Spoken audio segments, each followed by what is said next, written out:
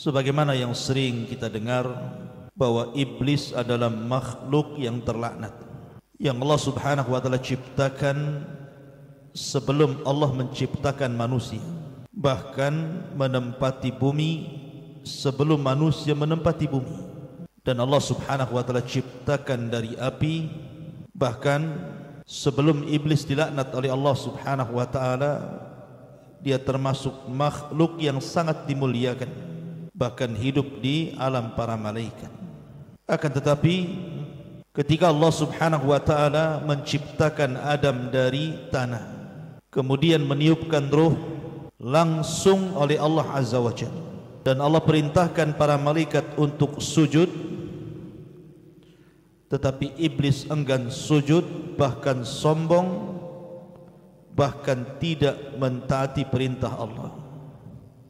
Dari sini Allah Subhanahu wa taala laknat iblis sampai kiamat. Ma'asyiral muslimin yang dimuliakan Allah Azza wa Jalla, maka sebab laknat Allah kepada iblis inilah, maka permusuhan iblis kepada Bani Adam akan terus sampai kiamat dan akan berusaha untuk menyesatkan mereka. Akan tapi ada satu kisah yang disebutkan dalam beberapa literatur sirah dari Abdullah bin Umar radhiyallahu anhuma. Dia mengatakan, laqiya iblisu Musa.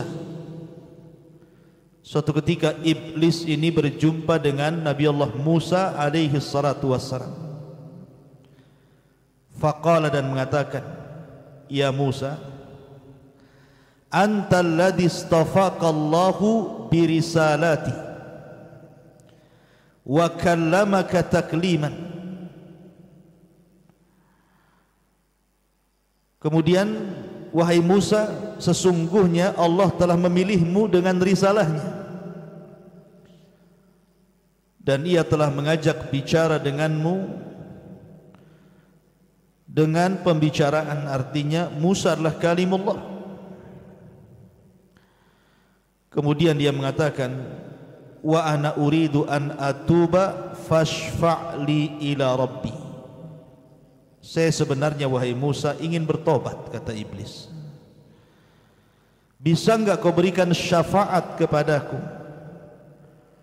agar Rabbku mengampuni diriku sehingga semua dosa-dosaku diampuninya? Maka Musa alaihi salatu wasallam mengatakan, na'am, ya. Maka Musa pun kemudian menghadap Allah. Fada'a Musa rabbahu, maka Musa pun memohon kepada Allah atas permintaan iblis itu. Maka di lain waktu iblis datang lagi kepada Musa dan mengatakan, ya Musa, wahai Musa, sudahkah kau sampaikan hajatku kepada Allah? Maka Musa mengatakan, ya, aku sudah sampaikan hajatmu kepada Allah. Kalau engkau ingin diampuni dosa-dosamu, kata Musa, maka Allah Subhanahu wa ta'ala qad amarta an tasjuda li qabri Adam. Syaratnya sujud kau ke kuburan Nabi Adam. Wa yutabu alaika, itu syarat Allah akan mengampuni dosa-dosamu. Ketika mendengar bahwa syarat diterima tobatnya harus sujud di kuburan Adam, fastakbara wa ghadib, tiba-tiba dia sombong dan murka dan mengatakan, lam asjud lahu hayyan fa kaifa asjud lahu mayitan. Wahai Musa, aku tidak pernah sujud kepada Adam di waktu Adam hidup, bagaimana pula aku sujud kepada Adam ketika Adam sudah mati? Mustahil bagiku. Kemudian iblis mengatakan, ya Musa, innalaka alayya haqqan bima syafa'ta li ila rabbik. wahai Musa, sekarang aku memiliki hutang kebaikan kepadamu, hutang budi kepadamu, karena engkau sudah berusaha untuk menjembataniku untuk bertobat kepada Rabbmu. Fadkurni, maka ingatlah aku, kata Musa, kata iblis, inda thalathin, pada 3 perkara. Ingat aku pada 3 perkara, dan aku akan berusaha untuk menghancurkannya. Pertama, udhkurni hina taghdab. Ingat aku wahai Musa ketika engkau murka, ketika engkau marah. Fa inni ajri minka majrad dam, sesungguhnya aku berjalan di jalan darahmu. Sesungguhnya aku berjalan di jalan darahmu. Artinya bahwa iblis dan juga orang-orangnya, bala tentaranya, akan masuk ke jalan darah manusia, kemudian membuat manusia itu murka karenanya. Makanya kenapa marah itu datang dari syaitan. Salah satu meredamkannya adalah dengan cara wudu, karena syaitan terbuat dari api dan api bisa padam dengan air, maka berwudu kemudian salat. Kemudian yang kedua, wadhkurni hina talqa wadhkurni hina talqa zahfa, fa inni atibna adam hina yalqa zahfa fa adqarahu waladahu wa zawjatahu hatta yuwalliha. Ingat aku wahai Musa ketika engkau berjumpa dengan musuh dalam peperangan, karena aku akan datang kepada Bani Adam ketika mereka sedang berjihad, berperang melawan musuh di pertempuran, dan akan diingatkan dengan anak dan istrinya sehingga dia takut mati, akhirnya lari dari peperangan.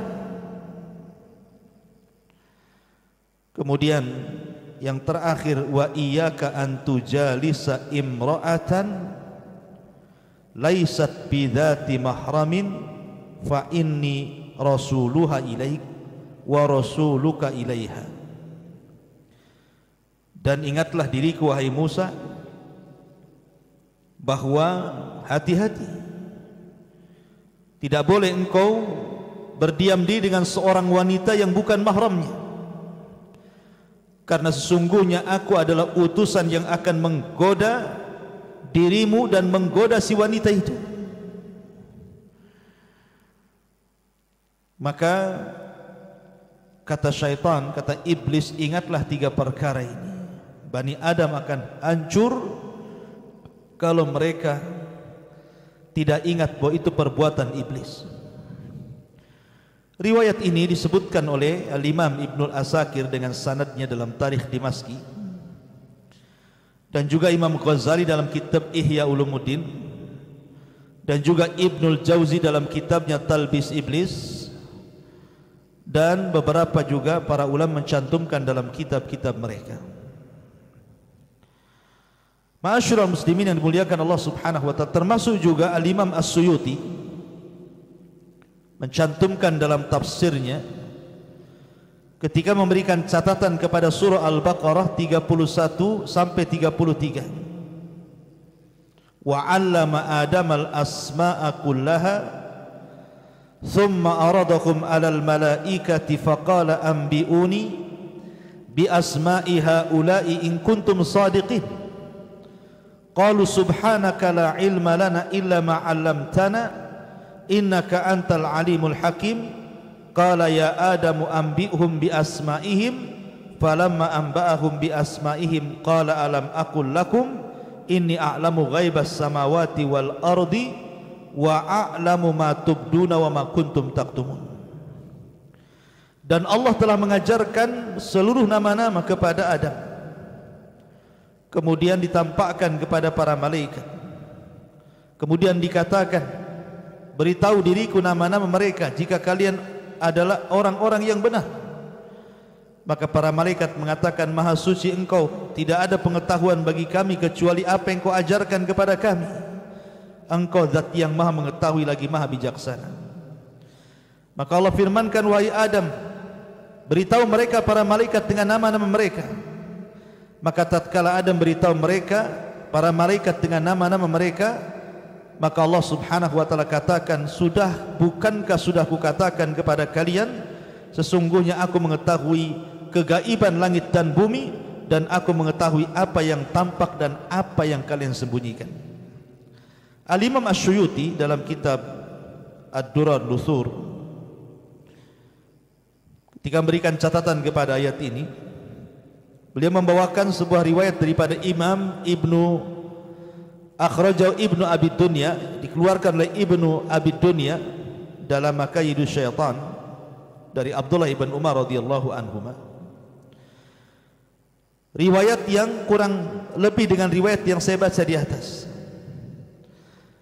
Jadi iblis itu suka dengan Nabi Musa alaihi salatu wassalam,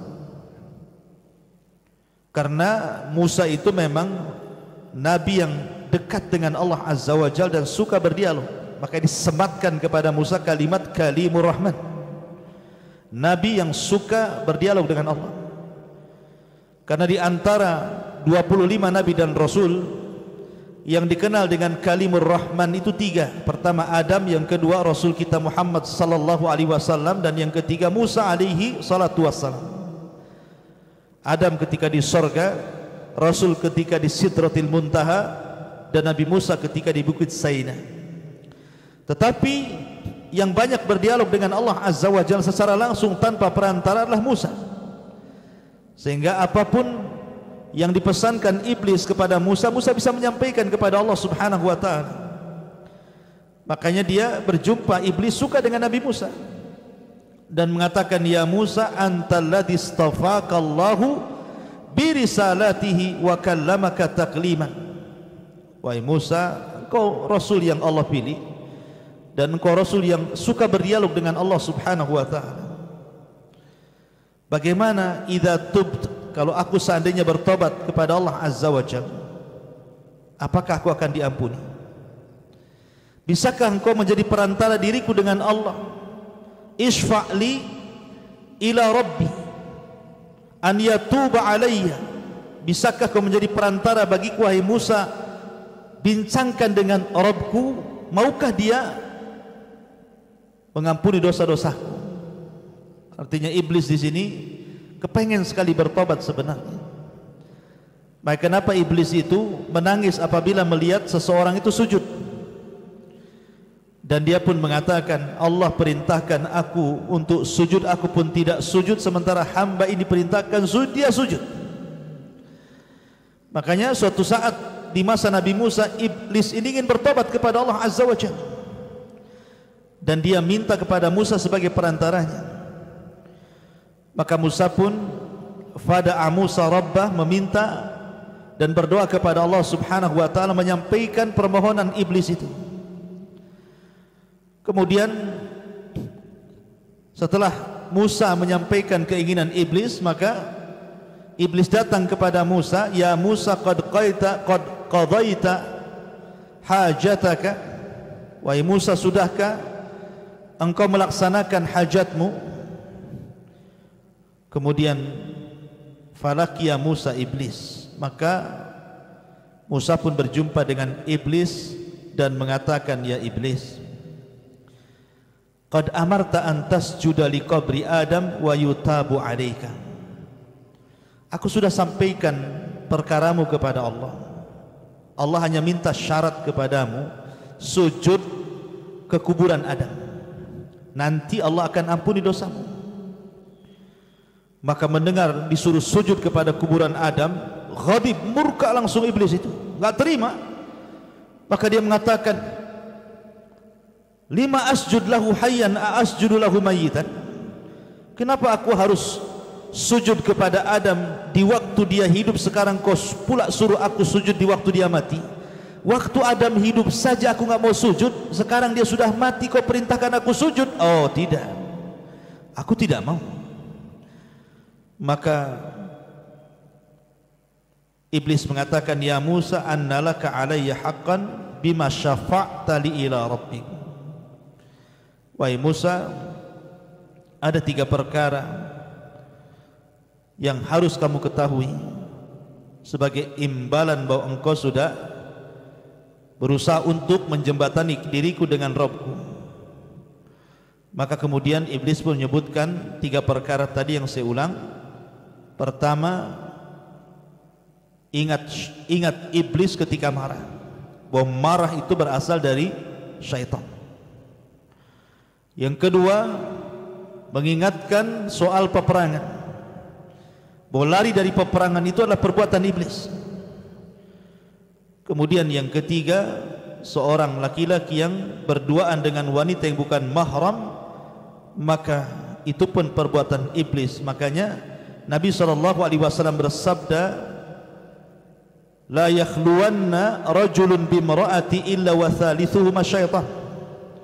Tidak boleh seorang wanita dan laki-laki berdua-duaan dan dua-duanya bukan mahram kecuali yang ketiganya syaitan.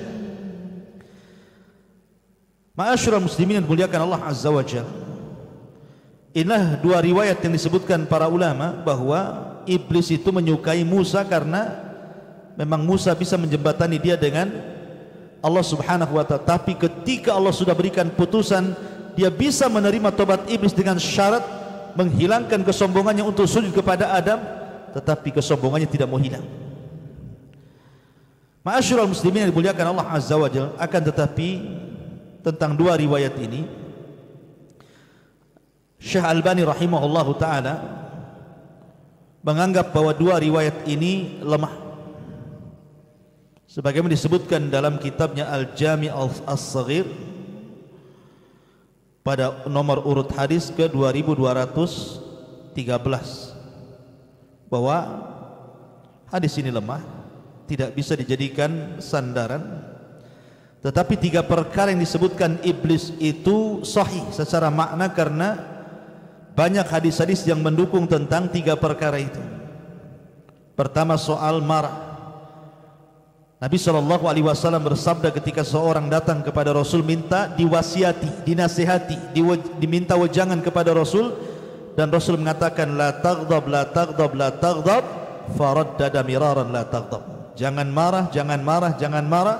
Maka Rasul terus mengulang-ulang kalimat nasihat jangan marah itu, karena memang marah itu dari syaitan. Makanya Rasul mengatakan, kalau anda sedang marah di waktu berdiri duduk, kalau anda marah waktu duduk baring, kalau anda marah di waktu baring wudu, kalau anda masih marah juga salat, dan begitu seterusnya. Kemudian juga termasuk orang yang lari dari peperangan. Al-Imam Az-Zahabi rahimahullah ta'ala menyebutnya salah satu minal kabair, dosa dari dosa-dosa besar seseorang lari dari peperangan. Kemudian juga seseorang berkhalwah, riwayat-riwayatnya sahih. Tapi yang jelas bahwa walaupun demikian, maka iblis tetaplah iblis, makhluk yang sudah dilaknat Allah Subhanahu wa ta'ala, dan akan senantiasa menggoda kita. Oleh karena itulah hati-hatilah dari tipu daya iblis, karena iblis akan menggoda kita ini selangkah demi selangkah, setahap demi setahap. Mulai daripada yang berat, mengajak kita kesyirikan, menyembah selain Allah Azza wa Jal. Kalau tidak bisa, turun tensinya ke bawah, mengajak kita menentang Nabi dan Rasulnya dan menentang ajarannya. Kalau tidak bisa, maka turun ke bawah, mengajak kita untuk melakukan dosa-dosa besar. Kalau tidak, maka terus ke bawah, disuruhnya kita untuk melakukan dosa-dosa kecil. Kalau tidak bisa terus ke bawah, disuruhnya kita melakukan hal-hal yang tidak ada faedahnya, sehingga kita disibukkan dengan perkara-perkara yang tidak ada manfaatnya, sampai akhirnya kita terlena dengan godaannya. Makanya Allah mengatakan, wala tattabi'u khutuwatis syaitan, jangan kalian mengikuti langkah-langkah syaitan, karena syaitan itu aduun mubin, musuhmu yang paling nyata. Wallahu alam. Inilah tentang kisah seorang nabi yang sangat dicintai oleh iblis, Musa alaihi salatu wassalam. Namun sayang, riwayatnya dilemahkan oleh Syekh Nasiruddin Al-Albani rahimahullahu ta'ala dan juga para ulama yang lainnya. Mudah-mudahan manfaatnya. Subhanaka bihamdika asyhadu an la ilaha illa anta astaghfiruka wa atubu ilaik. Allahu ta'ala alam. Assalamualaikum warahmatullahi wabarakatuh.